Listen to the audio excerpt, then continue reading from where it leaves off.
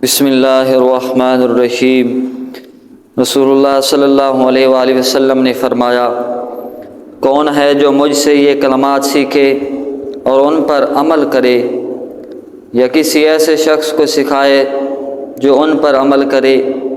میں نے عرض کیا، یا اللہ کے رسول صلی اللہ علیہ وآلہ وسلم، میں چنانچہ آپ نے میرا ہاتھ پکڑا اور 5 چیزیں شمار کیں۔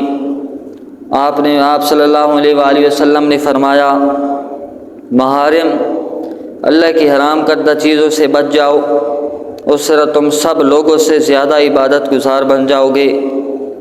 اللہ جو تمہاری قسمت میں لکھ دیا ہے اس پر راضی ہو جاؤ، اس طرح تم سب لوگوں سے زیادہ غنی بن جاؤ گے۔ اپنے پڑوسی سے اچھا سلوک کرو گے تو مومن بن جاؤ گے۔ لوگوں کے لیے وہی چیز پسند کرو جو تم اپنی ذات کے لیے پسند کرتے ہو تو مسلمان بن جائے گا۔ زیادہ من ہنسا کرو کیونکہ زیادہ ہنسنا دل کو مردہ کر دیتا ہے۔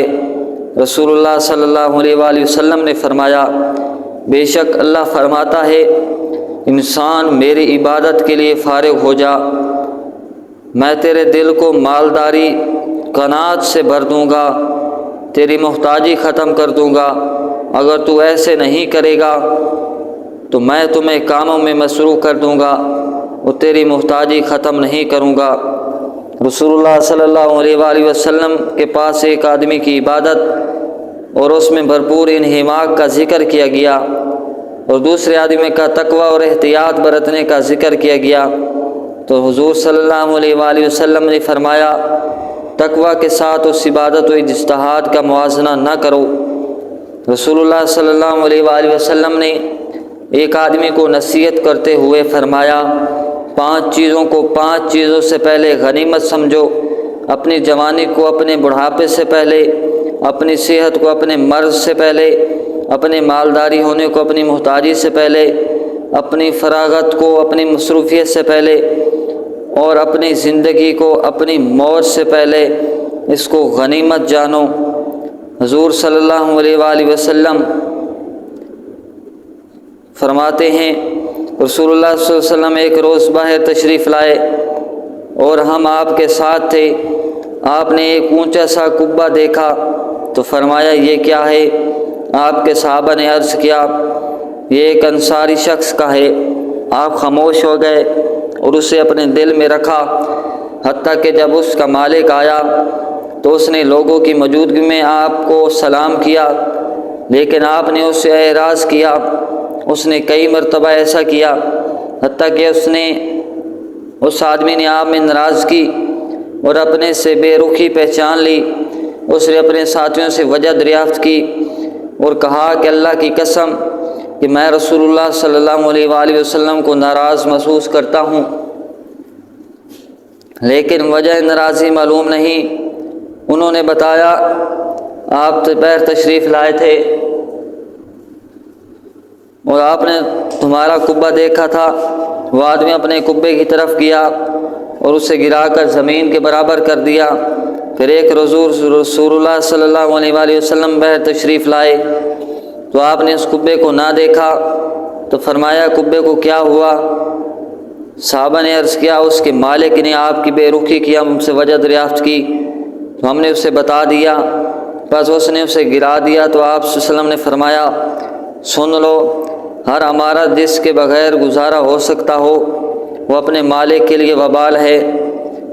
رسول اللہ صلی اللہ علیہ وآلہ وسلم نے ابو ہاشم بن عتبہ وصیت کرتے ہوئے فرمایا، تمہارے لیے اتنا مال جمع کرنا ہی کافی ہے کہ ایک خادم ہو اور اللہ کی راہ میں جہاد کرنے کے لیے ایک سواری ہو۔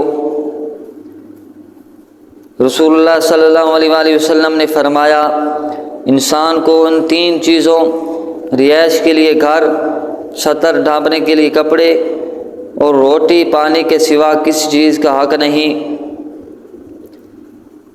سہل بن سعد بیان کرتے ہیں، ایک آدمی آیا اور اس نے عرض کیا، اللہ کے رسول صلی اللہ علیہ وآلہ وسلم، مجھے ایسا عمل بتائیں جس میں وہ عمل کر لوں تو میں اللہ اور اس کے لوگوں کا محبوب بن جاؤں۔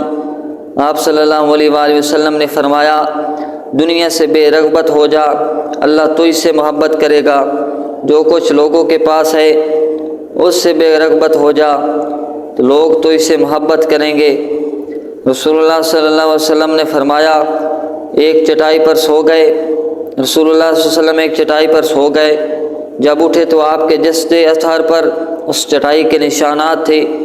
ابن مسعود نے عرض کیا، اللہ کے رسول صلی اللہ علیہ وآلہ وسلم، اگر آپ ہمیں حکم فرمائے تو ہم آپ کے لیے نرم بستر تیار کر دیں۔ تو آپ صلی اللہ علیہ وآلہ وسلم نے فرمایا، میرا دنیا سے کیا سروکار، میں اور دنیا تو ایسے ہیں جیسے کوئی سوار کسی درخت کے نیچے سایہ حاصل کرنے کے لیے رکتا ہے اور پھر کوچ کر جاتا ہے، اسے وہیں چھوڑ جاتا ہے۔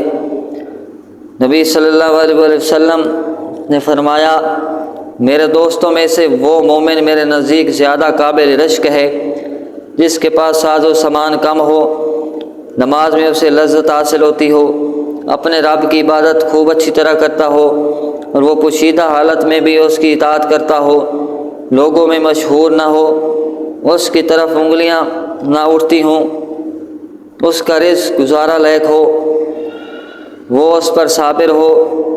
پھر آپ صلی اللہ علیہ وسلم نے ایک چٹکی بجائی اور فرمایا، اس کی موت جلدی آ گئی، اسے رونے والیاں کم ہیں اور اس کی میراث بھی کم ہے۔ رسول اللہ صلی اللہ علیہ وسلم نے فرمایا، میرے رب نے مجھے پیشکش کی کہ وہ مکہ کی وادی بطحا یا مکہ کے سنگریزوں کو سونا بنا دے۔ میں نے کہا، رب تعالیٰ نہیں، بلکہ میں چاہتا ہوں کہ میں ایک روز شکم سیر ہوں اور ایک روز بھوکا رہوں۔ جب میں بھوکا رہوں تو تیرے حضور عاجزی کروں اور تیرا ذکر کروں، اور جب شکم سیر ہوں تو تیری حمد بیان کروں اور تیرا شکر ادا کروں۔ رسول اللہ صلی اللہ علیہ وآلہ وسلم نے فرمایا، تم میں سے جو شخص اس حال میں صبح کرے کہ اس نے اپنے اہل و عیال کے متعلق کوئی خطرہ نہ ہو اور وہ تندرست ہو اور اس کے پاس ایک دن کا کھانا موجود ہو تو گویا اس کے لیے تمام اطراف سے دنیا جمع کر دی گئی ہے۔ مقدام بن معدی کارب بیان کرتے ہیں، میں نے رسول اللہ صلی اللہ علیہ وسلم کو فرماتے ہوئے سنا، کسی آدمی نے ایسا کوئی برتن نہیں بھرا جو اس کے پیٹ سے زیادہ برا ہو۔ انسان کے لیے چند لقمے ہی کافی ہیں جو اس کی کمر سیدھی رکھ سکیں، اگر زیادہ کھانا ضروری ہی ہو تو پھر پیٹ کا تہائی حصہ کھانے کے لیے، تہائی پانی کے لیے، تہائی سانس کے لیے